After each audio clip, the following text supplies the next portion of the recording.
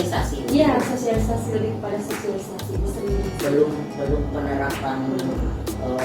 Penerapannya kita yang udah menerapkan, kita bisa mungkin ketika melaksanakan kegiatan kelas bisa kita tonton, kita kasih lihat teman-teman, ya bisa. Jadi ini loh kita udah melaksanakan, teman-teman bisa melihat, bisa mungkin mencontoh atau bisa menerapkan di kelasnya masing-masing. Ya, tapi secara global kita sosialisasi dulu materi tentang budaya positif itu, Bu. Jadi rencana apa kayak kemarin ya mungkin pembeli sosialisasinya ke siswa apa ke guru? Guru. Cuma gini masalahnya kan kami bertiga gitu ya, fasilitator dan itu kita nggak bisa dalam satu hari itu tiga-tiganya gabung langsung, nggak bisa sambung menyambung gitu. Jadi satu CGP itu menjelaskan secara utuh tentang budaya positif itu dari awal sampai akhir. Nah, permasalahannya jadi masalah kalau dengan orangnya itu audiensnya itu juga nggak bosan gitu. Nah itu dia, Bu. Sekarang gini aja, karena bosan ini kan kita bukan anak-anak ya, kan guru audiennya nih. Tujuannya kita kan membantu teman juga, terutama teman yang sedang CGP, ya kan ya. Jadi mungkin nomor satu ini, kalau nomor dua itu kan makin mantap, nomor tiga makin mantap. Biarin saja nggak apa-apa, karena apa? Karena kan pendampingnya apa fasilitatornya kan beda-beda. Coba gimana menurut teman-teman? Mau gitu? Apa mau dibagi 3? Sedikit dong. Kita ada temannya 10 ya. Oh, minimal 10. 10. Oh ya udah. Tapi kalau menurut Ibu kan makin mantap gak? Mungkin gaya Palpin dengan Miss Mary kan beda-beda. Ntar udah muncul lagi ini, ada yang belum tersampaikan sama Bu Retno, udah tersampaikan sama Pak Alvin. Apa yang Pak Alvin belum sampaikan tersampaikan oleh Bu Retno atau Miss Mary, bisa aja. Bagaimana kalau begitu? Jadwalnya 3 minggu cukup. Kalau minimal 10 dibagi 3, 30.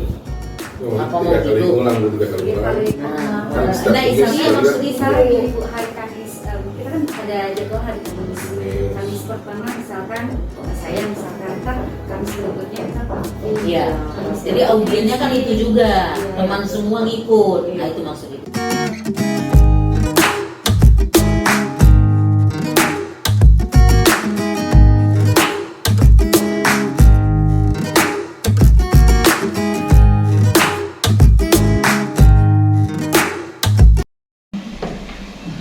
Selamat siang Bapak Ibu sekalian. Selamat siang kepada Ibu Kepala Sekolah yang diwakili oleh Ibu Wakil Kepala Sekolah Ibu Nining.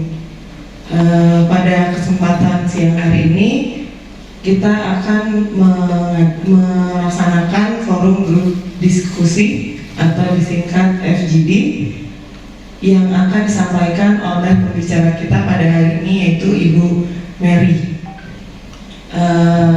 Dengan judul yaitu pengibasan budaya positif yang akan dilaksanakan di sekolah kita sebagai bentuk pelaksanaan daripada program pendidikan guru penggerak. Tidak berlama-lama akan kita mulai kegiatan kita ini. Dengan pertama-tama akan disampaikan sambutan oleh Ibu Wakil Kepala Sekolah. Waktu dan tempat saya persilahkan.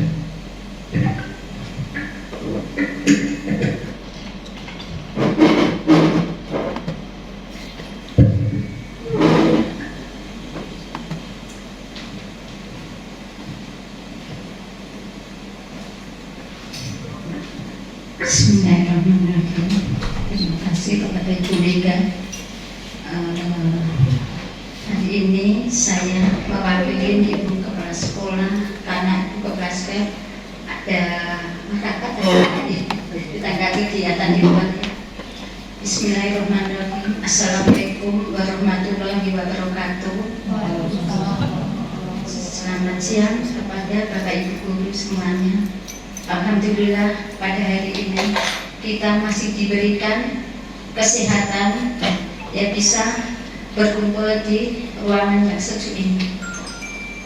Alhamdulillah hari ini kegiatan yaitu tentang pembahasan budaya positif yang akan dibawakan oleh Ibu Mary. Ya, semoga apa yang disampaikan Ibu Mary ini nanti mendapatkan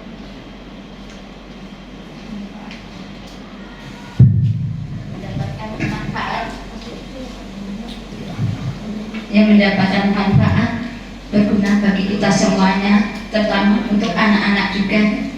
Saya kira sekian dari saya. Terima kasih. Wassalamualaikum warahmatullahi wabarakatuh. Waalaikumsalam warahmatullahi wabarakatuh. Terima kasih kepada Ibu Wakil Kepala Sekolah atas sambutannya. Selanjutnya saya akan serahkan kepada pembicara kita, Ibu Mary. Waktu dan tempat saya persilahkan. Terima kasih Ibu Mika untuk waktu dan tempatnya. Assalamualaikum warahmatullahi wabarakatuh. Ibu bapak semua, guru SD Pondok Kopi 02, terima kasih untuk waktunya dan kehadirannya pada siang hari ini. Saya Mary, kebetulan saya CGP Angkatan 7 yang bertempat di SDN Pondok Kopi 02 ingin mengadakan pengimbasan tentang modul 1.4 dengan judul budaya positif.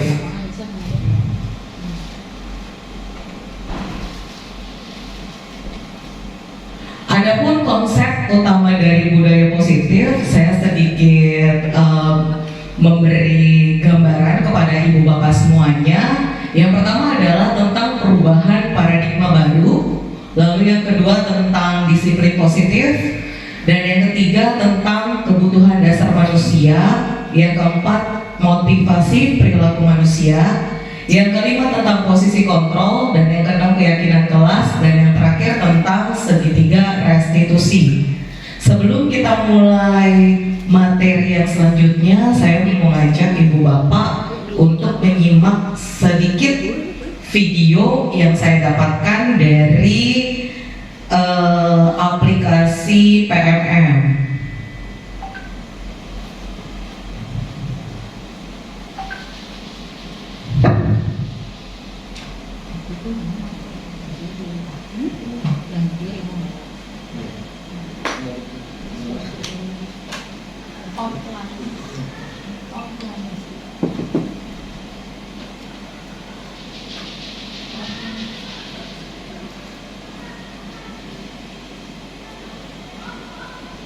Kalian semua wajib ikut renang. Anak-anak, kalian harus ikut les privat sama ibu ya. Ini kan gampang, masa gitu aja nggak bisa. Oke, videonya singkat, hanya 13 detik, nggak lama-lama. Sekali lagi ya, saya putar ya, biar sama-sama kita ulang ya. Tadi ada sedikit kendala. Kalian semua wajib ikut renang. Anak-anak, kalian harus ikut les privat sama ibu ya. Ini kan gampang, masa gitu aja nggak bisa.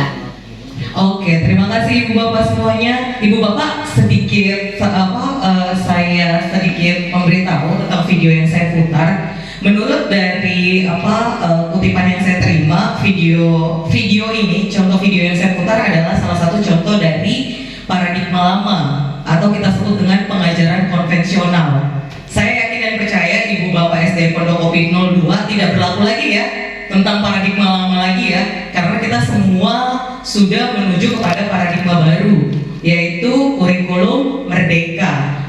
Dan adapun yang perlu kita pahami, yang pertama adalah tentang miskonsepsi tentang kontrol.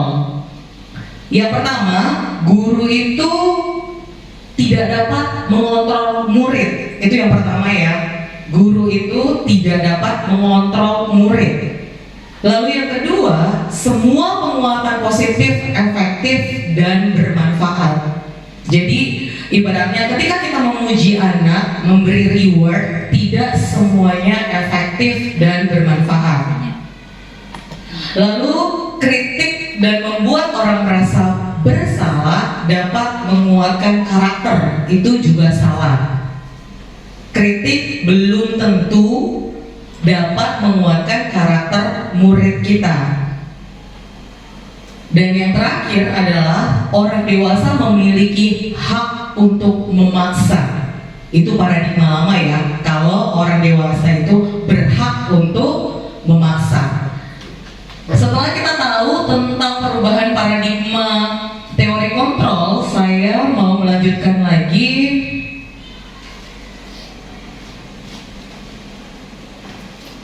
tentang paradigma baru yang tadi saya sebut pada ibu bapak semuanya. Menurut Ki Hajar Dewantara yang kita sudah pahami bersama-sama ya Bapak Ibu, karena kebetulan sekolah kita sekolah penggerak, saya yakin kalau tentang filosofi, KHD, ibu bapak di telinganya udah gak asing lagi. Kalau bu guru itu, pak guru itu diibaratkan sebagai seorang petani. Seorang petani itu yang seperti apa? Yang menanam padi misalnya hanya dapat menuntut tumbuhnya padi. Jadi bukan kita yang mencoret anak di kertas putih ya Bu. Ketika anak datang ke sekolah, anak itu bukan kertas putih. Karena ketika baru lahir sampai dia di usia sekolah, anak-anak sudah mempunyai pengalaman pembelajarannya masing-masing, walaupun dari rumah. Lalu tugas kita apa Bu? Kita hanya dapat memperbaiki kondisi tanahnya, memelihara tanaman padi, memberi pupuk. Pupuk diibaratkan dengan ilmu, air, lalu membasmi ulat-ulat atau jamur-jamur yang mengganggu hidup tanaman padi dan lainnya, dan sebagainya. Meskipun pertumbuhan tanaman padi dapat diperbaiki, tetapi tidak dapat mengganti kodratnya padi. Padi tetaplah padi. Misalnya, ia tidak dapat menjadikan padi menjadi jagung, berubah nih. Siswa yang harusnya, murid yang seharusnya contohnya misalnya namanya Arif, dia nggak akan berubah menjadi namanya Lucky.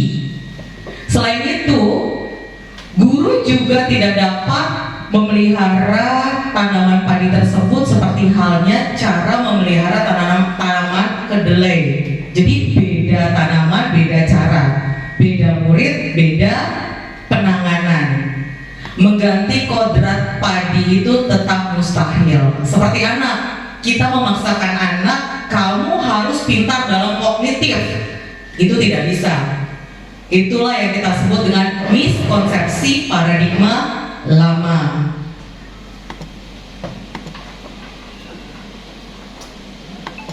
Lalu yang disebut paradigma baru apa sih? Pembelajaran dengan paradigma baru adalah pembelajaran yang berorientasi pada penguatan kompetensi dan pengembangan karakter. Pengembangan karakter itu kalau di kitab kurikulum Merdeka kita sebut dengan profil pelajar Pancasila. Masih hafal kan Ibu Bapak profil pelajar Pancasilanya? Masih hafal? Bisa dinyanyikan? Pelajar Pancasila beriman dan bertakwa pada Tuhan yang Esa. Suaranya mana?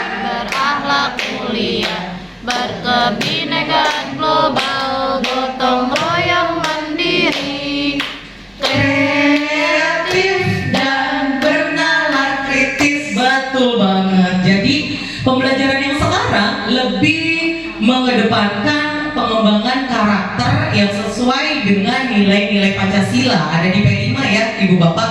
Dan biasanya ketika kita sudah mulai melakukan pembelajaran pengajaran paradigma baru, kita akan mengadakan kegiatan pembelajaran di kelas atau kita sebut dengan intrakurikuler, dan di luar kelas kita sebut dengan kurikuler dan ekstrakurikuler.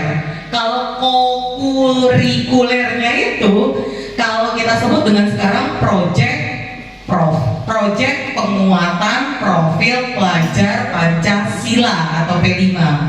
Berikut saya memutarkan video sedikit lagi sama Bapak Ibu semuanya. Kalau di sini nggak muter ya? Nggak bisa di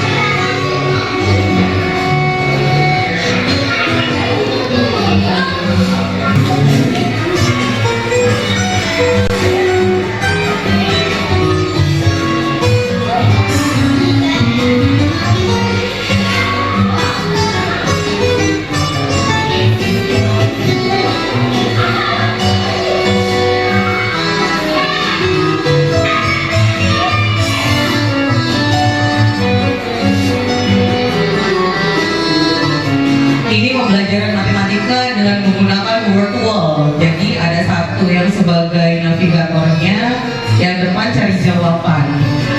Soalnya soal mudah, soal perkalian jadi ratusan dikali puluhan, disuruh nunjuk teman-temannya, lalu yang operatornya tugasnya untuk mengklik di laptop. Jadi setiap kelompok ada 3 orang.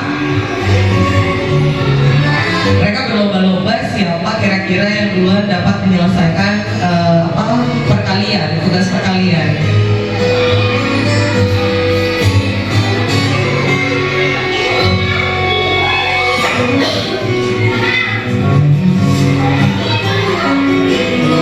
Jadi bukan hanya peserta, biasanya audiensnya, penontonnya juga agak sedikit bersemangat untuk mengutarakan jawaban dari pembelajaran. Oke, Bapak Ibu, saya yakin Ibu Bapak semua sudah melakukan hal yang sama dengan yang saya lakukan di kelas. Kita sebut pembelajaran yang kita lakukan ini dengan PBJL, pembelajaran Project Based Learning. Jadi segala pembelajaran kita lakukan dengan project. Kita libatkan anak, banyak melibatkan anak. Jadi biarkan anak yang banyak mengemukakan ide, anak yang banyak aktif, kita sebut dengan pembelajaran paradigma baru. Masuk ke yang selanjutnya, kita sebut dengan disiplin positif.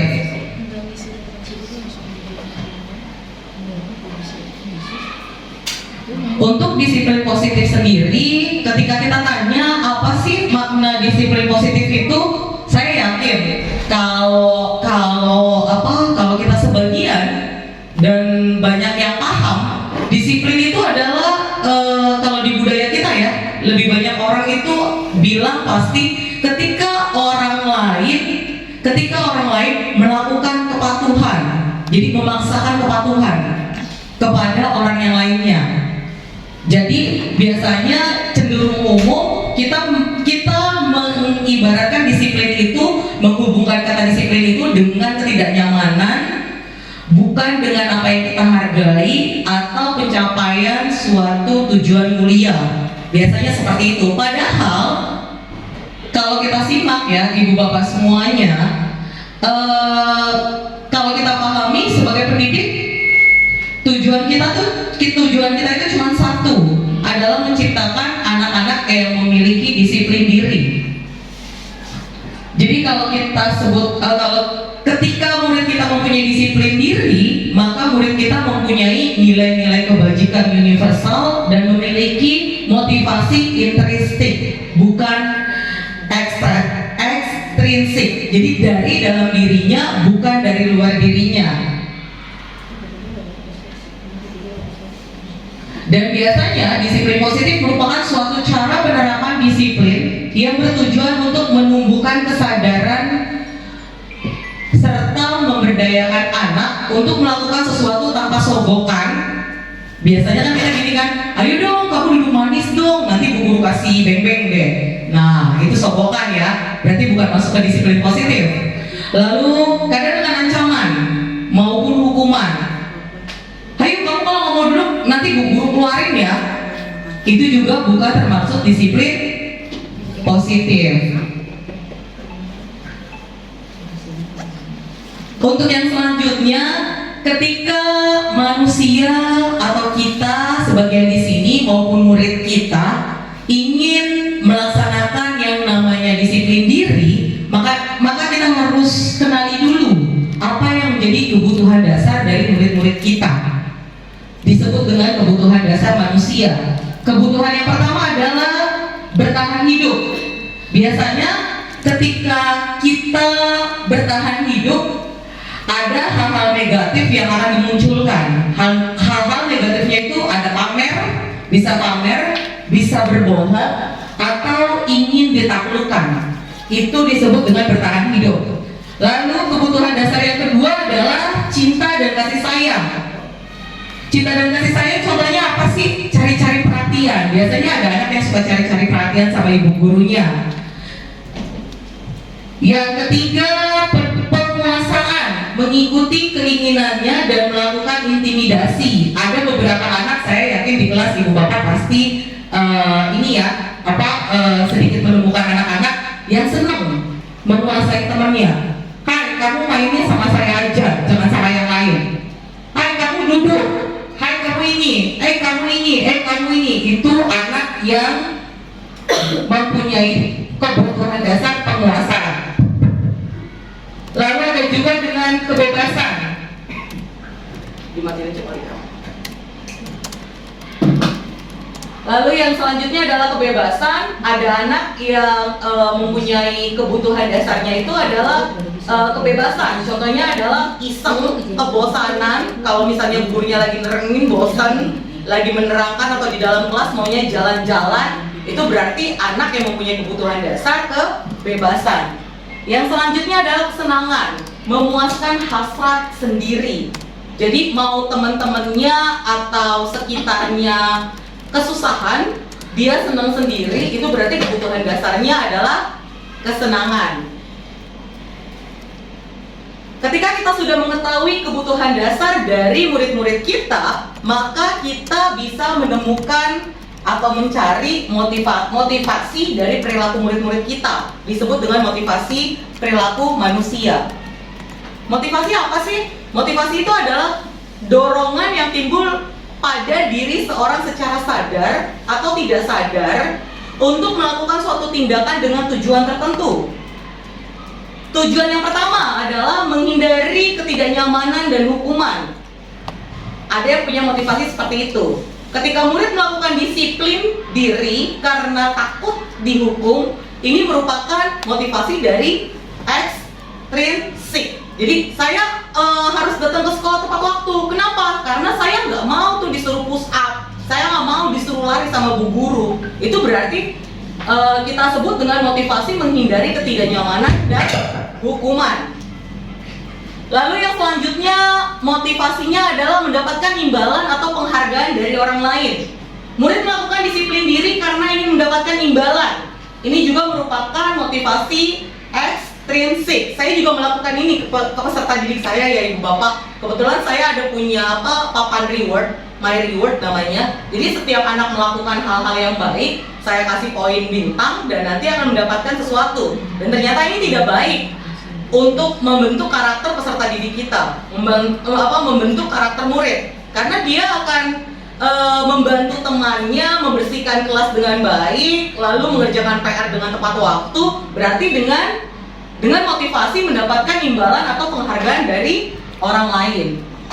Dan yang terakhir adalah menghargai nilai-nilai kebajikan diri sendiri. Ketika murid melakukan disiplin diri karena sadar akan nilai kebajikan dirinya, dan ini merupakan motivasi intrinsik. Jadi ketika murid sudah sadar, oh saya harus datang tepat waktu. Kenapa? Karena saya harus pembiasaan jam 6:30. Karena saya harus mengikuti kegiatan ini, melakukan kegiatan ini. Berarti dari dalam dirinya sendiri. Ini berarti yang kita sebut dengan motivasi yang menghargai nilai-nilai kebajikan diri sendiri. Contoh dari konsep disiplin dengan identitas gagal. Ini contohnya, identitas gagal. Kalau yang di sini kita sebut dengan hukuman, kalau yang di sini kita sebut dengan konsekuensi. Kalau hukuman biasanya menyakitkan, tidak nyaman, murid takut, memaksa, sifatnya memaksa, lalu murid karena hukuman juga murid bisa menyembunyikan kesalahan, lalu murid menjadi rendah diri, itu dampaknya. Lalu ketika kita sebut dengan konsekuensi, itu nggak efektif. Biasanya merusak hubungan. Jadi ada sifat irinya. Ketika dia berbuat baik, dia dapat beng-beng. Ketika dia tidak berbuat baik, dia akan dihukum. Itu menimbulkan misalnya aku jadi nggak suka nih sama si Lia nih, gara-garanya si Lia-nya kok kayaknya caper banget sama bu guru biar dapat beng-beng tiap hari. Itu menimbulkan sifat iri, lalu mematikan kreativitas anak dan merampas hak untuk menghargai dirinya sendiri. Ibaratnya berarti dirinya anak itu hanya sebatas beng-beng. Dan kita sebut dengan konsep disiplin dengan identitas sukses. Di sini kita sebut dengan restitusi. Ada penguatan jangka pendek. Kalau yang di sampingnya, kalau misalnya di sini kita sebut dengan segitiga restitusi. Murid bertanggung jawab pada perilakunya, fokus pada pemecahan masalah jangka panjang. Murid menghormati dirinya dan orang lain. Lalu teori kontrol. Kontrolnya pada siapa? Pada diri sendiri, bukan orang lain. Karena tujuannya adalah disiplin diri. Lalu murid bersemangat untuk memperbaiki kesalahannya. Saya mau sedikit kasih cuplikan sama ibu bapak semuanya terkait dengan posisi kontrol.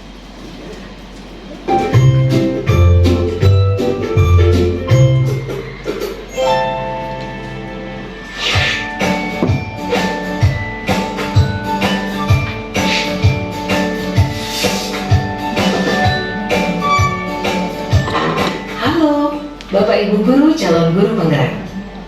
Video ini akan menampilkan adegan interaksi guru dan murid. Silakan menonton dan merefleksikannya.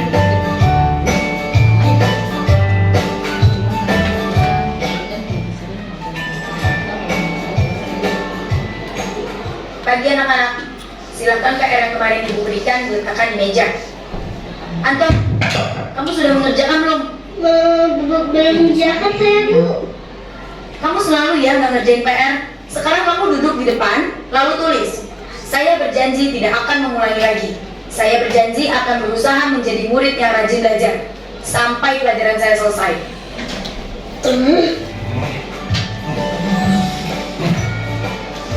Pagi anak-anak, hari ini ada tugas ya. Ada yang belum mengerjakan? Anton, kamu sudah mengerjakan? Belum, Pak. Kamu nggak ngerjain tugas ya? Kamu mau jadi apa nanti? Kamu nggak sekolah sih? Coba bayangkan orang tuamu betapa kecewanya sama kamu. Kamu itu sudah kelas 5. Harusnya bertanggung jawab sama dirimu sendiri. Maaf, Bu, saya terlambat. Ya udah, nanti jangan diulangi lagi ya. Kalau kamu rajin, Ibu senang lihatnya. Ya, lain kali tepat waktu ya masuknya. Tas dulu dong. Kita kan teman. Wah, jadi kalau aku terlambat lagi, apa ya?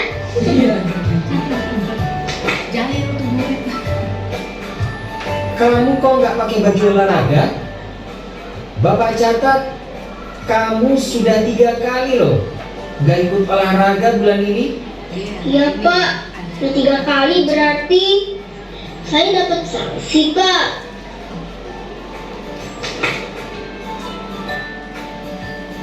Ini, Bu, saya mau ngumpulin tugas.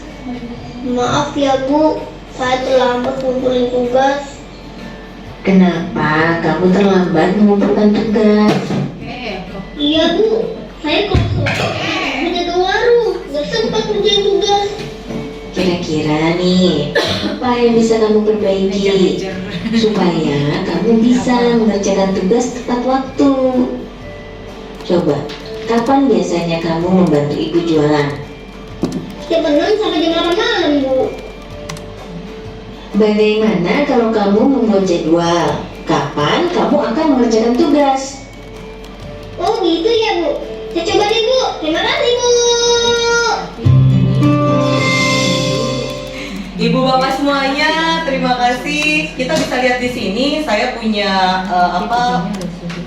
Nah, saya punya bagan ininya, bagan besarnya. Jadi 5 posisi kontrol kita sebagai guru. Ada penghukum, ada pembuat merasa bersalah, lalu ada teman, ada pemantau, dan yang terakhir ada manajer. Yang teman itu yang tadi bahasanya, kan kita teman. Guru kalau di penghukum, guru akan berkata, kamu tidak melakukannya, awas ya, rasakan ya. Itu berarti sudah tahu kita posisi kontrolnya ada sebagai penghukum. Ketika kita sebagai pembuat merasa bersalah, kita akan berkata, kamu seharusnya sudah tahu, ibu lelah ya, ibu lelah, biasanya bahasanya seperti itu. Ibu lelah sekali mengatakannya, ibu stres nih ngadepin kamu, katanya. Lalu ada menghasilkan identitas berhasil atau sukses untuk anak kita, lalu kita berlaku, posisi kontrol kita posisinya sebagai teman. Kita akan berkata, ayolah lakukan demi ibu, masa kamu tidak mau?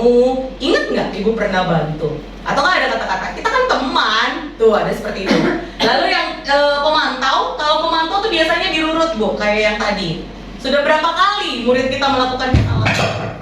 Kira-kira 1, 2, atau 3 kali. Ketika ketiga kali melakukan kesalahan baru kita ingetin. Berarti kamu tahu konsekuensinya apa kan? Ketika melakukan kesalahan itu disebut dengan posisi kontrol pemantau.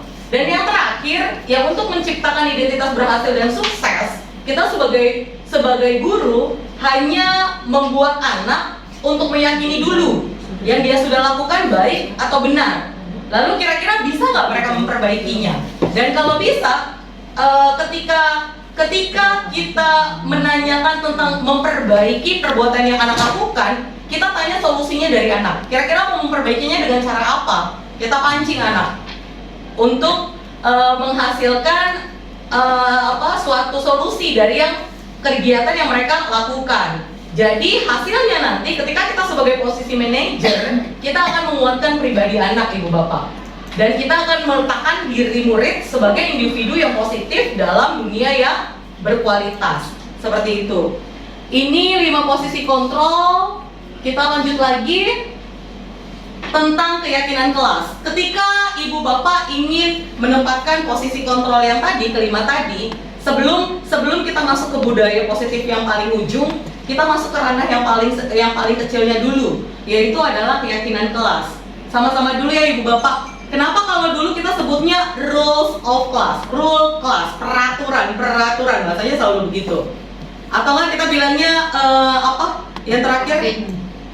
Kesepakatan kelas. Iya, kesepakatan kelas. Ternyata kalau kesepakatan kelas mungkin agak sama ya sama keyakinan, karena ketika kita sebut keyakinan berarti anak paham hal-hal yang perlu mereka lakukan.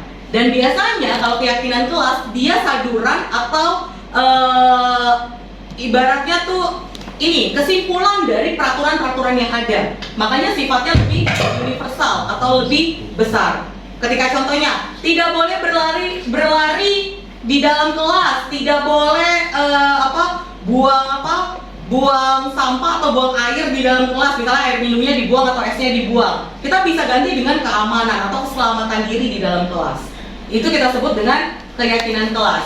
Karena ketika anak-anak sudah yakin akan sesuatu, dia tidak akan melakukan hal-hal yang tidak baik menurut mereka. Karena mereka sudah yakin. Beda hal dengan peraturan. Kalau peraturan anak ketika kita bilang, ayo kamu begini, pasti agak susah ya ketika kita sebut dengan peraturan. Saya lanjutkan 5 hal terkait dengan keyakinan kelas. Ketika kita membuat keyakinan kelas, yang pertama yang perlu kita perhatikan adalah melibatkan semua warga kelas. Jangan cuma ketua kelasnya, wakilnya, sekretarisnya, bendaharanya. Kita ajak anak-anak untuk membuat keyakinan kelas. Lalu tidak terlalu banyak sehingga mudah diingat dan dipahami oleh semua warga kelas. Jadi nggak usah banyak-banyak, sedikit lebih baik. Menggunakan kalimat positif. Jangan pakai kata tidak, jangan. Lebih baik kita cari kata-kata ya positifnya. Lalu sebaiknya selalu sesuatu yang dapat diterapkan di dalam lingkungan kelas kita. Dan yang terakhir, perlu adanya tinjauan kembali keyakinan kelas dari waktu ke waktu agar relevan. Jadi ketika misalnya contohnya kita naik kelas, atau misalnya di semester 2 anak-anak sudah mulai berubah, kita bisa ganti tuh keyakinan kelas kita dengan yang lain. Ini saya putarkan sedikit kepada ibu bapak semuanya. Kembali lagi, video lagi, ini keyakinan kelas saya yang saya buat bersama kelas 4C.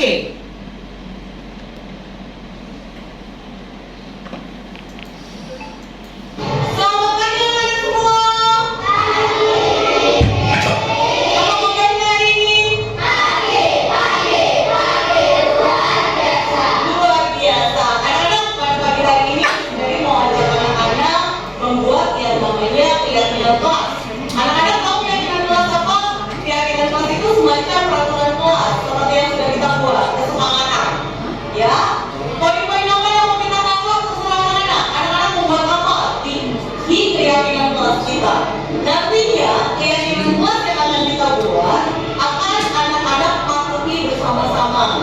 Ya, sudah paham?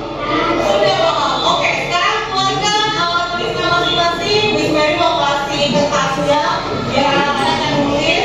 Kira-kira keyakinan apa sih yang mau kita taruh? Yang mau kita tulis keyakinannya apa ya?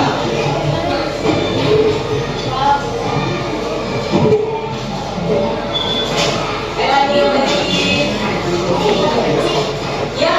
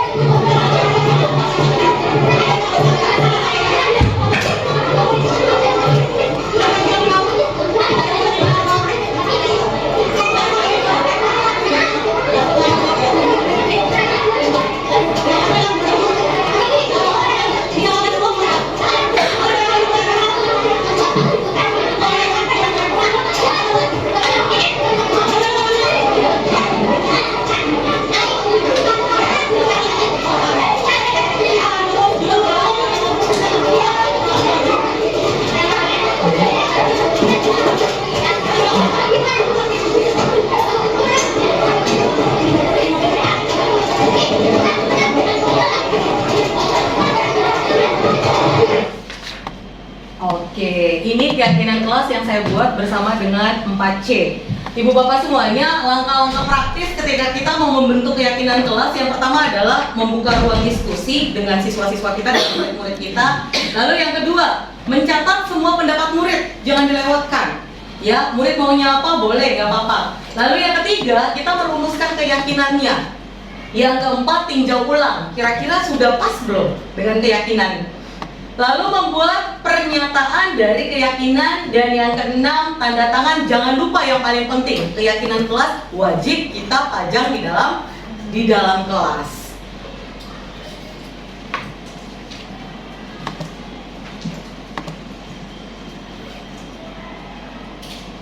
Setelah kita membuat keyakinan kelas, baru kita akan memasuki yang namanya segitiga restitusi, Ibu Bapak. Ibu Bapak mungkin bertanya-tanya, apa sih yang dimaksud dengan restitusi? Restitusi adalah proses menciptakan kondisi murid untuk memperbaiki kesalahan mereka, sehingga mereka bisa kembali pada kelompok mereka dengan karakter yang lebih kuat, menjadi lebih baik, seperti itu. Ini segitiga restitusinya, kalau Ibu Bapak lihat, ada validasi tindakan yang salah. Pertama-tama kita harus menstabilkan identitas murid, mengubah identitas murid yang bersalah dari orang gagal menjadi orang sukses. Yang pertama kita lakukan ini ya, memvalidasi dulu ya, menstabilkan identitas murid dulu ya. Setelah kita menstabilkan identitas, kita ada kata-kata, setiap orang pasti pernah melakukan kesalahan. Ibu tahu, kamu salah. Semua orang juga pernah datang terlambat. Ibu juga pernah datang terlambat. Kita stabilkan dulu. Jangan terkesan anak-anak itu sebagai terdakwa atau tersangka.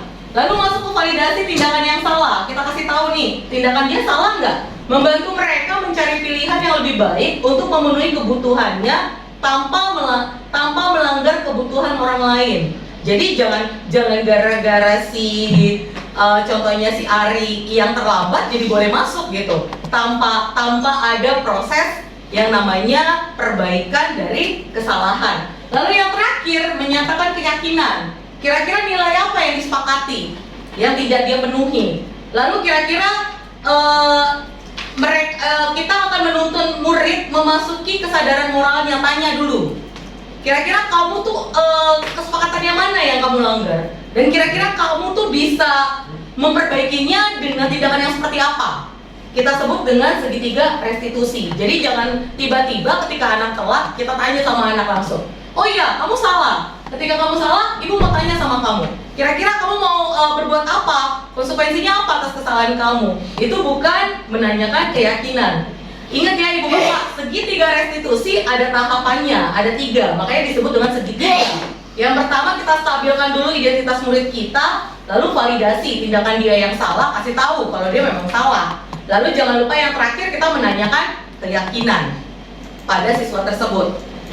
Video terakhir dari saya, ibu bapak, saya berharap ketika saya menerangkan budaya positif dan mengimbaskan budaya positif kepada ibu bapak semuanya, saya yakin ketika kita sudah semuanya membuat keyakinan kelas masing-masing, maka kita telah menciptakan lingkungan yang positif bagi murid kita semua. Ketika lingkungan kita sudah positif, lingkungan di mana sih skalanya masih kecil ya ibu bapak, masih skala kelas. Ketika lingkungan kita sudah positif, kelas kita sudah positif, maka kita akan menciptakan sesuatu yang lebih besar yang disebut dengan budaya positif. Berarti segala kebajikan, segala kebaikan yang kita sudah tanamkan kepada anak menjadi suatu kebudayaan yang positif bagi sekolah kita, bagi SDN Pondokopi 02. Seperti itu.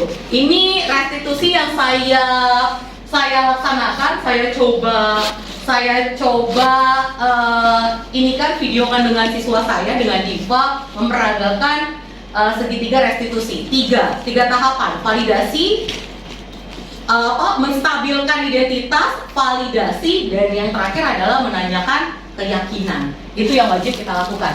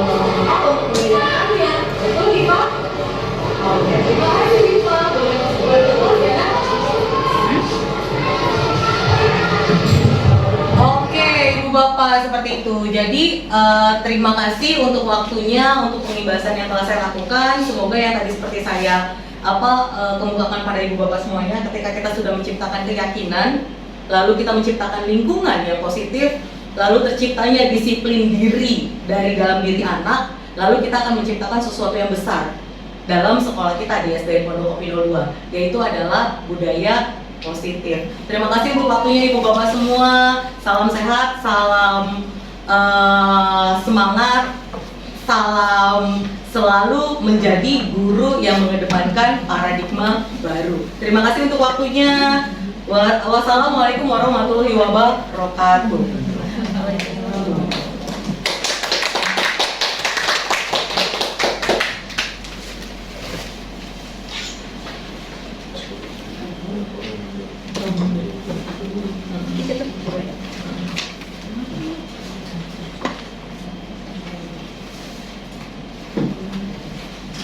Selamat siang Bapak Ibu, terima kasih Bu Mary atas waktunya, atas ilmunya yang sudah disampaikan kepada kita semua.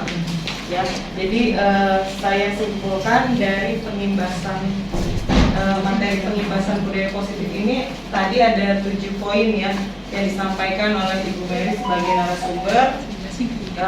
Boleh saya putar ulang Bu Mary? Boleh.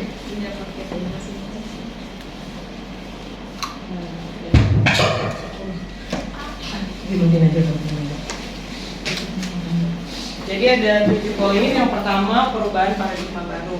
Dari apa yang sudah disampaikan, diharapkan kita sebagai guru di SDN Pondokopi 2 dapat memiliki pandangan baru, paradigma baru terkait budaya positif.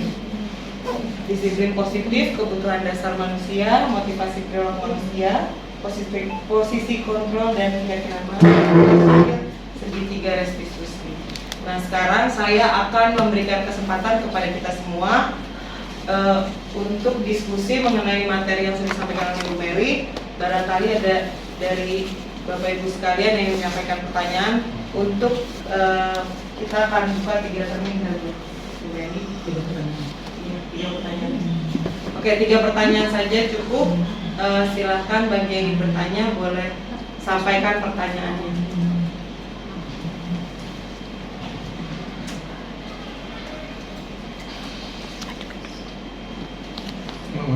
Udah share ya? Ini dia mas? Silakan Pak. Lihat aja. Nggak ada.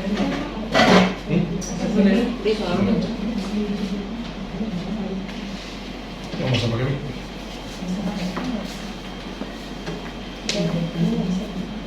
Ya. Udah nggak apa-apa Bu Mega, saya berdiri aja. Suara saya kencang kok.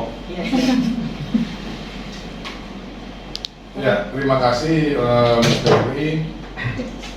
Tadi penjelasannya dari saya sudah cukup jelas dan sangat istilahnya. Jadi saya mau ada perubahan tuh dengan adanya paparan Mary ini tentang budaya positif. Saya akan merubah kelas saya itu pembiasan untuk berbudaya positif.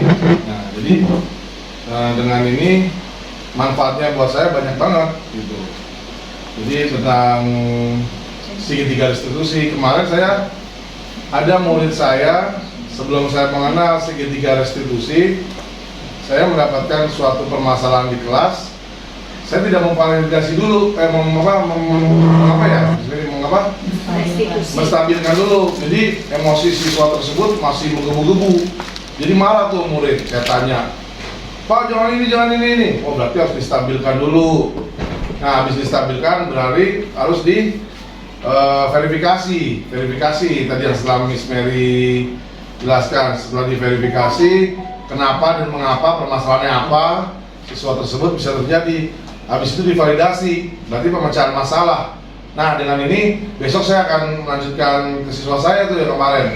Berarti sebelum saya menanyakan siswa saya, berarti saya menunjukkan emosi dulu ya, ya, menstabilkan dulu emosinya ya. Jadi siswa tersebut adem ya. Oh siswa tersebut adem. Jadi saya sih menanya mungkin akan saya terapkan di kelas saya terutama. Dengan ini saya terima kasih Miss Mary ya. Jadi saya ada pandangan untuk kelas saya gitu, Terima kasih terutama juga, pribadi Pak. untuk kelas saya, sehingga saya mendapatkan solusi untuk permasalahan kalau ada apapun di kelas saya terjadi. Ya, Oke. sekian, terima kasih. Terima kasih Pak Alvin.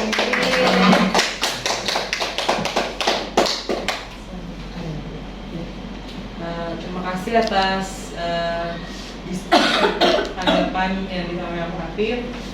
Semoga kedepannya kita bukan hanya Pak Alvin, tapi kita semua bisa pertama-tama menstabilkan dulu diri kita, Iya. baru anak-anak kita, Iya. baru kita dapat melaksanakan segitiga diskusi tersebut. Selanjutnya barangkali dari Bapak Ibu guru yang lain, silakan Ibu Retno, saya Lebih ya. Bismillahirrahmanirrahim. Assalamualaikum warahmatullahi wabarakatuh. Ya, terima kasih Bu Mevri atas kesempatannya. Di sini saya ingin memberikan tanggapan terhadap presentasi atau pemimbasan Miss Mary. Secara keseluruhan pemimbasan atau pemaparan Miss Mary cukup jelas. Karena banyak sekali video-video yang ditampilkan sehingga kita makin jelas selain teori yang disampaikan ada juga contohnya gitu. Baik dari budaya positif itu apa, disiplin, kemudian kemudahan dasar manusia sampai segitiga restitusi. Nah, yang di sini yang menarik bagi saya adalah keyakinan kelas dan segitiga restitusi karena kita bisa menerapkannya langsung di kelas kita masing-masing. Ya, bagaimana kita membuat keyakinan kelas buat kelas kita sendiri, kemudian kalau ada permasalahan kita bisa menyelesaikannya dengan segitiga restitusi. Ada 3 tahapan tadi seperti yang Miss sampaikan, sangat bermanfaat sekali. Semoga kita semua Bapak dan Ibu guru bisa menerapkan apa yang disampaikan oleh Miss Mary di kelas kita masing-masing. Terima kasih Miss Mary. Assalamualaikum warahmatullahi wabarakatuh. Waalaikumsalam. Terima kasih banyak Ibu Retno atas tanggapannya. Tadi mengenai Sudah cukup. Iya. ya. Jadi saya ulang kembali dari Bu Retno ada 2 hal dari yang sudah disampaikan Bu Mary, yaitu mengenai keyakinan kelas dan segitiga restitusi yang sangat menarik bagi Bu Retno ya. Semoga buat kita semua ada poin-poin lainnya yang menarik buat kita dan bisa kita aplikasikan di kelas kita masing-masing, terutama di sekolah kita. Kemudian kesempatan pertanyaan yang terakhir, barangkali ada yang mau disampaikan pertanyaan, tanggapan seperti tadi dari Bu Retno. Saya persilakan.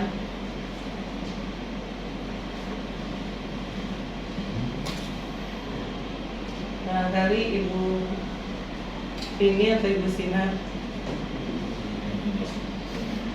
atau Ibu Muji Mau ke Sinar?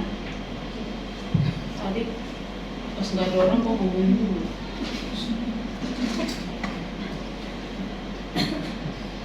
ada? Oke. Ibu Rahmat, silakan disampaikan. Ya, sebelumnya saya berterima kasih sekali dengan pemaparan yang telah disampaikan oleh Ibu Mary. Bagi saya satu pencerahan untuk saya menambah pengetahuan saya dalam membentuk keyakinan kelas, lalu penanganan permasalahan di kelas saya melalui restitusi ya tadi ya, restitusi. Lalu di situ juga saya melalui posisi kontrol guru, saya tadi menelaah kembali gitu. Saya ada di mana ya posisi saya gitu saat ini gitu.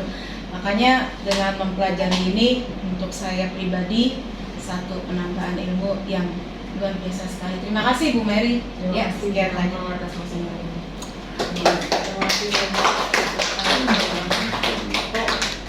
Ya, saya simpulkan dari Bu Rahma ada 3 hal ya tadi. Semoga tadi ya Bu, mudah-mudahan semua bisa kita laksanakan. Tambahan mungkin dari Ibu Sina.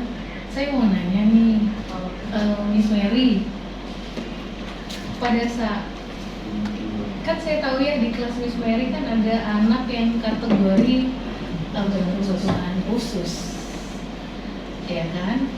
Yang saya lihat tadi di video yang Miss Mary tampilkan, saya belum melihat anak-anak yang berkebutuhan khusus itu dalam terlibat dalam membuat keyakinan kelas. Artinya gini, saya tidak memojokkan, saya justru mau bertanya, kalau menurut Miss Mary sendiri, karena di kelas saya ada yang kecenderungan sepertinya dia ada kecenderungan, tapi saya belum menyarankan untuk melakukan pemeriksaan secara psikologis karena baiknya kita sebagai guru tidak menjustify, kita harus ada referensi dari psikolog yang melakukan pengukuran karena itu memang capable bidangnya mereka. Nah, pertanyaan saya kepada Miss Mary, karena saya tahu sekali di kelas Miss Mary ada siswa yang punya kebutuhan khusus, bagaimana melibatkan siswa tersebut satu dalam membuat keyakinan kelas yang dampaknya untuk budaya positif di kelas ya, baru nampak besarnya ke SDN Pondok Kopi 02. Lalu yang kedua, dari video guru A, B, C, dan D tadi, sepertinya simpulannya guru yang D lah yang paling tepat untuk bersikap ya. Kesimpulan dari pernyataan video, dan tadi kamu bikin, misalnya juga bikin cat ya, sepertinya jawabannya yang menuju kesuksesan adalah guru yang manajer. Yang manajer ya. Nah, artinya kalau di kelas kita ada siswa berkebutuhan khusus atau special need itu berarti kita butuh effort lebih besar menangani dia. Ya, kalau saya ya, karena saya mengalami ya, anak saya kan pernah kelas 1 dipegang di Sertno ya, seperti Fikri, seperti Atar, itu saya benar-benar butuh energi, butuh pemikiran, butuh kasih sayang gitu ya, yang besar dibandingkan dengan siswa yang lain. Saya mau berbagi sharing bagaimana Miss Mary menghandle anak dengan special need tersebut. Terima kasih. Terima kasih Bu Sinar, untuk waktunya. Boleh sedikit saya ini ya? Oke. Bu Sinar, kebetulan videonya tadi banyak yang terpotong. Kalau secara keseluruhan benar-benar saya potong. Kebetulan di situ posisinya Arta lagi digilir duduk agak terbelakang. Apakah dia membuat kesepakatan kelas? Pastinya. Kalau Bu Sinar lihat nanti saya kasih. Bentuknya kita punya notestick love. Memang tulisannya ngaco. A, C, D, F, G. Nggak tahu dia nulis apa sebenarnya. Tapi saya tanya sama anaknya, Arta mau tulis apa di sini? Mau bikin kesepakatan apa Arta? Arta mau tulis apa? Aku mau menyayangi teman katanya. Oh, menyayangi teman. Oke. Langsung saya tulis di papan tulis. Nomor kedua kalau nggak salah. Yang pertama kan menghormati guru, lalu yang kedua menyayangi teman. Itu saya tulis langsung. Dia seneng banget, walaupun ketika dia mau kumpulin sempat sedikit debat sama temennya karena temennya melarang. Sudah selesai dikumpulinnya katanya. Sudah selesai tempel-nempelnya di papan tulis, kamu telat. Karena dia ngerasa nggak yakin dengan tulisan tangannya dia sendiri. Itu saya kasih khusus di atas. Karena memang itu dia nulis, kalau menurut saya mungkin itu yang mau dia ungkapin, tapi ternyata yang tertulis nggak sesuai gitu kan dengan ungkapannya. Seneng banget, bahkan ada mahasiswa PPG di kelas saya aja kaget gitu. Dia nulis apa Bu? Ya nggak apa-apa, yang penting itu yang jadi curahan isi hatinya. Sama-sama kita tulis, kita hargai apa yang dia tulis, saya bilang kayak gitu. Itu untuk Arta. Dan apakah berfungsi yang seperti itu? Kebetulan hari ini saya tanya keyakinannya. Kemarin baru bikin keyakinan yang baru, kita tempel akhirnya, karena saya paksa dia juga tanda tangan.